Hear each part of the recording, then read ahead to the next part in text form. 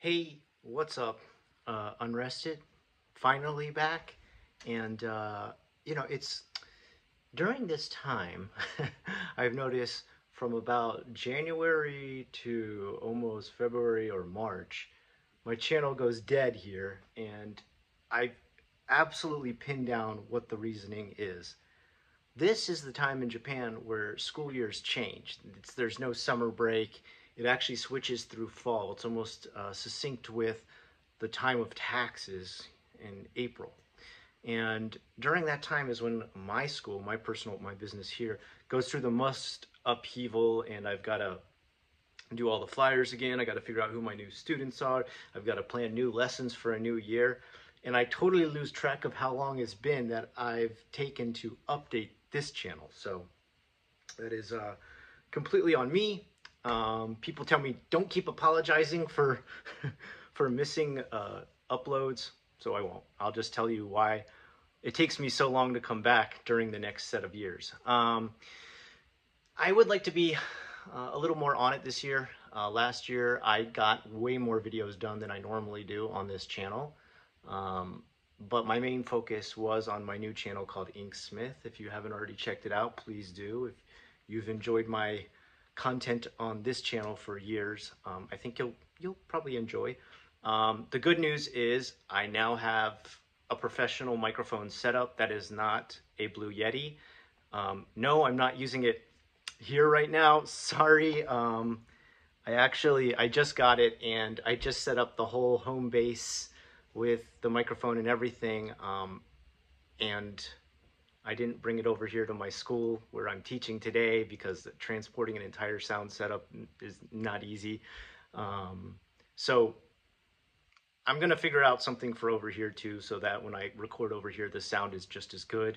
Or maybe I'll have to record both sets of videos, both here and at my house. Only at my house, I guess. Maybe that's what I need to do. Anyway, enough getting around the topic that we want to talk about today. We want to talk about cram school in Japan.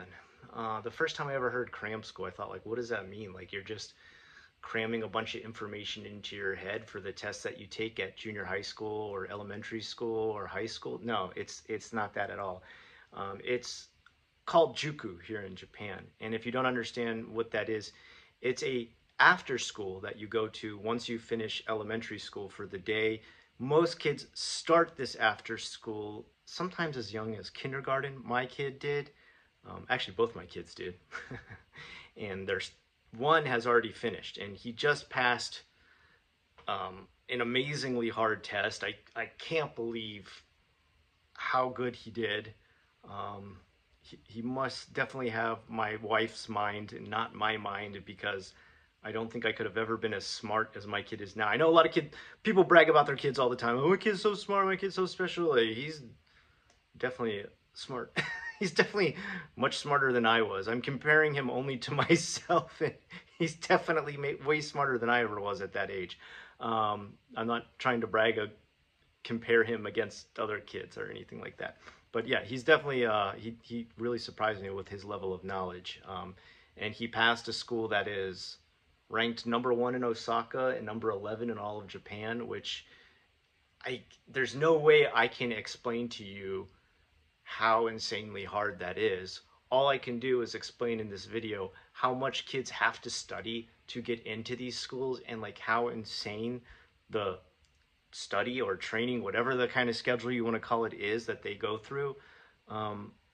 Pretty much it's the theft of childhood. That's how these like study groups and everything work. I mean, it almost completely takes away your kid's childhood. Now you're probably thinking, well, Scott, like, I mean, if it takes away his childhood, why would you even put him through all that?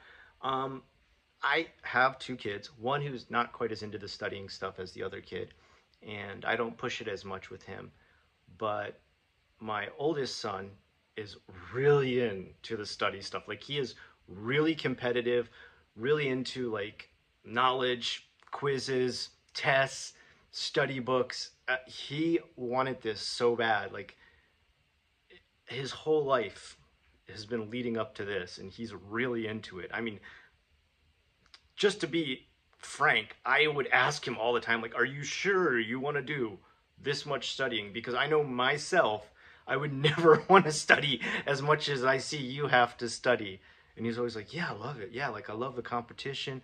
Like for him, the big thing is at these jukus, these study groups, they put their name up on a board like you would finish for in like a race or a competition or some kind of sports competition. And he loved, and took a ton of pride in seeing his name at the top. Um, and, you know, more power to him for doing so. I mean, it can only lead to good things here in Japan. And he did that consecutively to the point that even now, the Juku is asking him to write a letter for future students to let them know how he practiced and studied and trained and got his mind in the right place to do as well as he did. He gets like a medal from his Juku. He gets like his name put up on some kind of plaque for passing some level of tests. He gets these like little stuffed animal awards, and it's just all this stuff like that. Like people were literally crying that he passed these tests. Like even his teachers at the school like burst into tears. They were so happy he passed because these are such hard tests. So like it's really hard for me to describe as an American like how important these tests are. We don't have anything close to this. The SATs, the ACTs are a joke compared to these entrance exams. They almost dictate the rest of a kid's life, which is kind of really scary. Like, I don't think you should pin a kid down on how smart he is or is going to be according to a test they take when they're only about 12 years old. Like, that seems a bit of overkill for predicting the future life and times of a child. Um, I guess I want to say I'm lucky, but it's not me being lucky. It's my son being a hard worker that he passed all these tests. So yes, he has passed. He's moved on, and now he is continuing his education in the school that he always wanted to go to. With that said, it's kind of, man, it's kind of wild to watch how parents interact with each other. There's a lot of um, how do I put this in the nicest way possible? There's a lot of gossip, a lot of rumors, a lot of infighting, a lot of battles between parents about whose kid is the best at doing all these things. Some parents can be very spiteful. Um, and that was probably for me the scariest part because for me, I always thought like, wouldn't we just always root the kids on? Wouldn't we always just be like, yeah, come on, you can do it. Like, I always told Kenny too, like, don't ever compare yourself to other kids. Like, that's totally uncalled for. Everybody has their strengths and their weaknesses. You might have a kid in your class who's really bad at math and science, but maybe like they're the best at art and reading and literature and stuff like that. So never ever rate yourself against another kid. But that, man, in these schools, man, these jukus, these after schools and cram schools, man, parents really do that. Like it is like cutthroat competition. Personally, though, I stayed out of all of it. My wife did too. We would try to distance ourselves from any parent type stuff. Like we'd meet with the teachers and check up on how our kids doing. But like if parents would be like, hey, let's go have a meeting about how we can make our kids study harder and stuff, we'd be like, oh, that's okay. You know, like to each their own. You teach your kid how he studies or she studies, whatever your philosophy is. Probably works great for you. Probably won't work great for us because we're more of a mixed family, me being Gaijin and my wife being Japanese. I think one thing my wife told me, and I guess I can only look at this from my perspective, I can't really compare it to other Japanese families, is she said what she thinks worked so well for us was that she was really strict on the study stuff and was always on top of them for their schedule and what they were doing. And when they would hang out with me, I was the goofball who would let them, you know, play video games, have chill time. And so it added like a balance to their life that some Japanese kids don't get that kind of drives them over the edge. You know, if the dad is just as strict as the mom when it comes to studying, maybe you can push them too far. There was literally a couple cases, and this is, when I think about this now, it's so crazy to me, but I totally get why it happens. There's cases of kids going missing during this time where the tests are coming up. And I'll say this is mostly the junior high school to high school tests or the high school to college tests. the kid goes missing. Like it's time to take these end of the year entrance exam level tests, and the kid goes missing. And when I say goes missing, I mean like, you know, they have to call the police. They don't know if their kid's been kidnapped or what. They haven't come home. And they find out later that the kids have run away because they're just too stressed to take these tests. And that's, yeah, to me, that sounds horrible. Like if there was some point where my kid said like, I want to run away from all this. I want to get away from it. I want to move to America. I want to stop all these tests. That's it. I'm done. I'll take them out of her. You know, I'll get them away from all this stressful test taking stuff. But a lot of parents in Japan, and I can't really blame them too much because like I said, these tests choose the dictation of the rest of their life. They can't stop. They can't say, let's leave. They don't have the escape plan that my family has, that we can just move to America if we absolutely need to. And their destiny is here in Japan. Their kids' future is here in Japan. Their tests choose what they're going to be doing here in Japan for the rest of their life. And so those kids get super stressed out and run away from home. Or the other thing is they become hikikomori. They lock themselves in and they never come out again because they failed one test. I propose, and this will never happen, but I propose we don't actually push kids down this path anymore where their entire future is dictated by these. But that's not going to happen from one lone gaijin making a silly YouTube video talking about how much pressure he sees as an outsider for these tests. I can say that now. That's my opinion. I think these are too much pressure. They push kids to the utter limit. They put more stress on a kid that could barely be handled by an adult, let alone like a 12-year-old kid. But me saying this now, I don't expect any kind of change to happen. I don't think any of this is going to change. It's been like this for decades upon decades, probably at least 50 plus years. It's been this way here in Japan. And it's not about to change because some silly guy like me makes a video on YouTube and says, I think this is too much pressure. But man, oh man, like I read a case in the newspaper where the kid was found in Tokyo at a internet cafe. He had run away from home. He had been missing for 3 weeks. They finally found him. And when the police did find him, they asked him, what would make you do this? Why would you freak your parents out this much? Your mom's a mess. Your dad's a mess. They can't work. They can't eat. He didn't want to take the Juku tests. He didn't want to take the entrance exams. Can you blame him though? I mean, like at the same time, like, you know, I understand his parents are, you know, paying tons of money for him to go to these classes. He's getting stressed out and having to do all this work. They're spending most of their free time off of work, helping him study for these classes.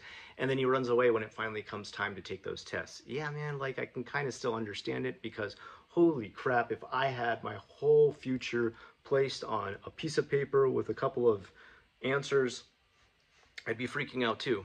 I don't know, man. I don't know if there's much else I can say other than that's a lot of pressure to put on a kid. But I guess I got really lucky and my son passed. Now, my youngest son, we still don't know what's up, if he wants to stay here in Japan and take tests or if he really wants to try and make it in America.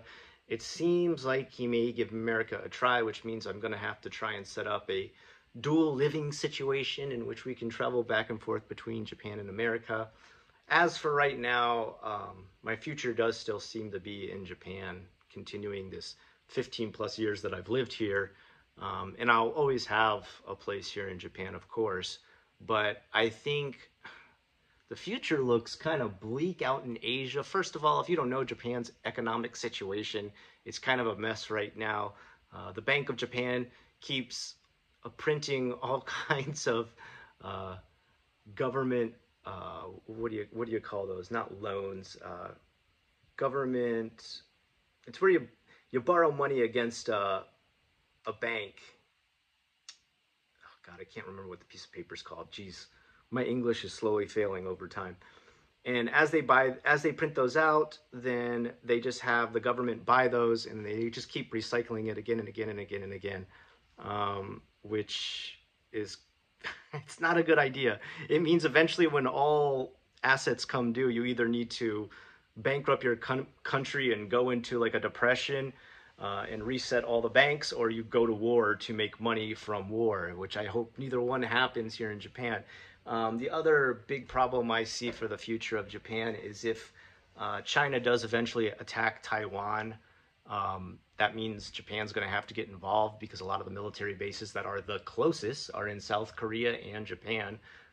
And America is an ally of Taiwan and will come to defend it, which will put Japan in the firing line. And that doesn't sound safe for the future.